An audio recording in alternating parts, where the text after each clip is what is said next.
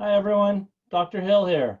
I'd like to introduce you to the OneNote that we'll be using for our course this year, Philosophy 3022, Cartesianism and its Critics. OneNote is integrated into our Microsoft Teams site and is a place that we can collaborate, we can work together, we can share files, and it's a place that I'd like you to upload your assignments, especially your weekly discussion item assignments for this year. It's a space that we can use to facilitate our collaborations and class discussions. I think it's easier to use than OWL. I think it's more effective, and I'd like you to give it a try. So I'm going to walk you through kind of what it looks like in our course, but you really should take a look at the tutorials that I've offered and linked to if you want the deeper dive before you get into messing around with it. So without any further ado, I'm going to share my screen and then I'll walk you through what you'll see with regard to OneNote for our course. And you should be able to see my Microsoft Teams app space in your screen now. You can see our course here. OneNote is up one of the top tabs. There's 3 tabs associated with OneNote. There's Class Notebook, Assignments, and Grade. Most of what we're going to want to do is focus on the Class Notebook, which is what I want to talk with you about today. We'll have to use OWL for our grades because that's what the registrar requires. For most of the assignments that require us to use Turnitin, we'll have to use OWL. That's the term paper. I think everything else we can use OneNote for. Certainly the weekly discussion items will be a lot easier in OneNote because it'll be a lot easier to, it'll be a lot easier for me to take a look at them in the notebook and to provide comments on them right away. So that's what I'm hoping we'll be able to use this for, as well as collaborations. So when you're in Teams, you see Class Notebook and open that up. What you're going to see is you're going to see my side of the site rather than a student view, but it should be able to get you up and running. It starts with a welcome page, but then there's these tabs on the side that really show most of what we have. What you'll see is you'll see the welcome, the collaboration space, the content library, and then your own student space. So yours will be a lot simpler than mine. Mine shows a teacher-only space as well as every student. The student space is private to you, so no one else has access to it. I will have access to it as the course instructor so that I can go right in and grade stuff. But no other students will have access to that. The collaboration space is where we have access, shared access to stuff. This is where we can collaborate as a group. So if you open up the collaboration space link, this is called a section, it starts with a description of how to use the collaboration space. This is built into the platform. And then there's the various sections that I've created. One is for discussion sections. Another is for administrative questions. Another section is for question and answer question sessions. And the final one I've got here is for the class charter. What Microsoft OneNote really is basically an electronic whiteboard. You can add text, as you see here. You can upload files that link files in. You can add movies. You can add images. You can draw. You can add concept maps. It's meant to be anything that you could do on electronic whiteboard, you can do in Microsoft OneNote. That's where the real power of this lies. This is why it's much better than, say, OWL Forms, which only allows text-based threads. What I've envisioned for our collaboration space is that it's a space to kind of jointly take notes. So you can see I've got this how-to, but the first week is just blank. It's already set up. So if someone wanted to take notes about the class discussion session that we'll have in the first week, this would be a place where they could start typing. But because it's shared for all of us, everyone can start adding their own notes, can start adding comments to the notes, using all the features that we'd have of, say, Google Docs, of Microsoft Word.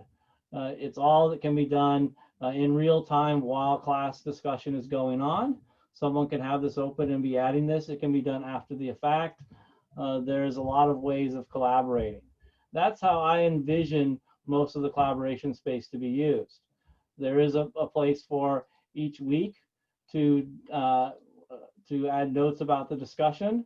There's a place for administrative questions. I haven't populated this. I assume most administrative questions will come up through the Microsoft Teams channel, but there is a space here if people want to talk about that. This is another space where the Q&A sessions, where you guys as a group can take notes on the Q&A sessions. It's a place where you can list who's present in the meeting at the session, who's asking questions, what questions are being asked, as well as exchanging notes or comparing notes on the content of the questions and those answers.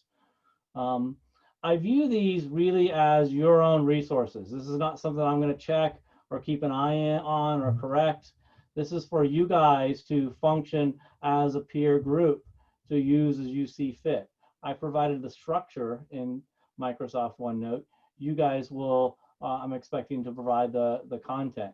So you've got these blank pages that you guys can use as you see fit. The last one is the class charter. I expect us to be using this on Friday, September 11th, when we do the class charter exercise. This will be a chance to test out how the space works and to be able to collaborate as a group on how we want our class charter to go.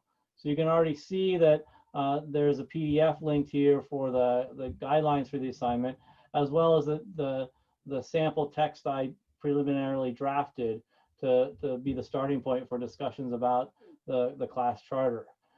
We can go in and edit this as we want.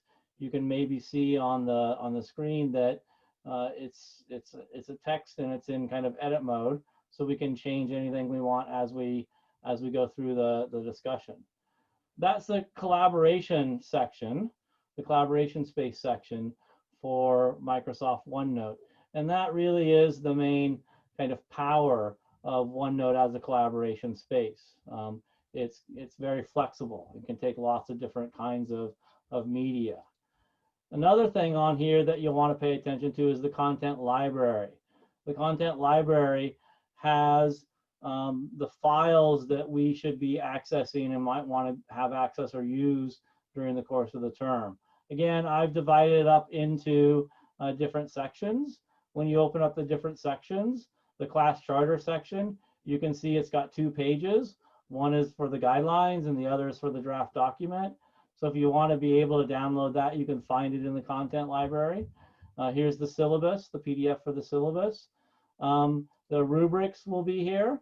I've only got one rubric at the moment, but I'll add the paper proposal rubric and the argument outline rubric and the critical term paper rubric after they're developed. You can find handouts here. Again, early in the term, there's only one handout. There is a description explanation built into OneNote, but for the most part, they present this as it's a file cabinet for you guys. Then one of the things about this is that I can send files directly to each of your personal notebooks, each of your student notebooks, with one by clicking one button. I don't have to upload to each of you individually. You can go into the content library anytime and download anything that you want if you want to have access to it through there. I won't show you the teacher-only section. That's basically for me to take private notes, but I will show you a student notebook. This is B. Hill is a dummy student for me. So what I've done here is I've divided this up into different sections as well.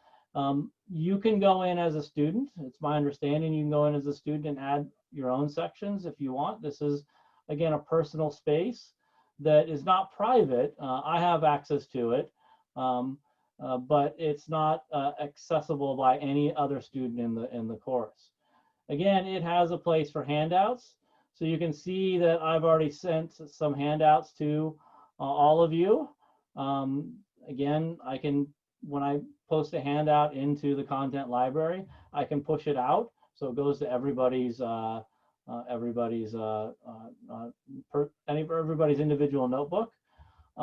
I've pre-populated it with some sections for notes. This one is notes on the reading. And then notes in preparation of the term paper. Again, if you want to track your study and your research and have a place to organize all that, this is a space you can use it. If you don't want to use it for that, no big deal. You can ignore it, or you can use it for other purposes. What I'm mainly interested in, well, there's also a personal space for you to take your own notes. But again, what I'm interested in are the weekly discussion items. I've pre-populated this section. This is where I'd like you to go to write your or post your discussion items. It doesn't matter to me whether you just compose them into this space, whether you do it offline on your own favorite word processing program and copy and paste them into the space.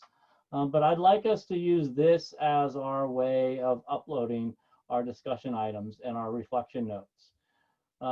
If you are not able to use this for whatever reason, we'll have an alternative. OWL is certainly available for people that cannot use OneNote or are having trouble.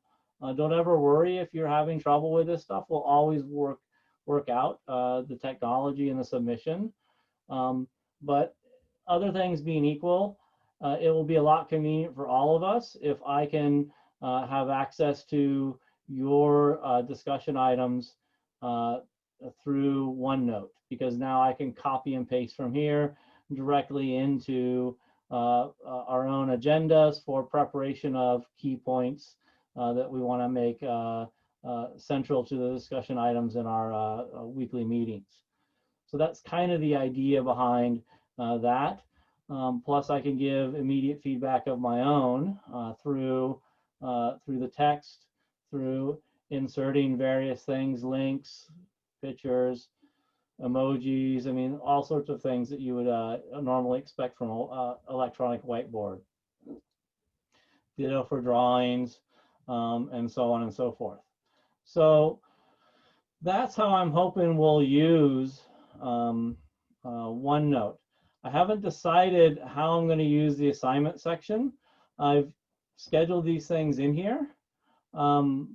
But again, I think we're all learning a lot of this technology and a lot of these e-learning platforms as we go. So we'll see how this goes. But you can follow along through the assignment sections.